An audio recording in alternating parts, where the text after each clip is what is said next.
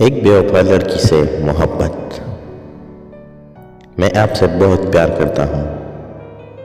आपकी आंखें मुझे बहुत पसंद हैं।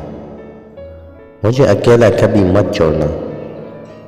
आपको पता है ना, आपकी आंखें कितनी प्यारी हैं और आपकी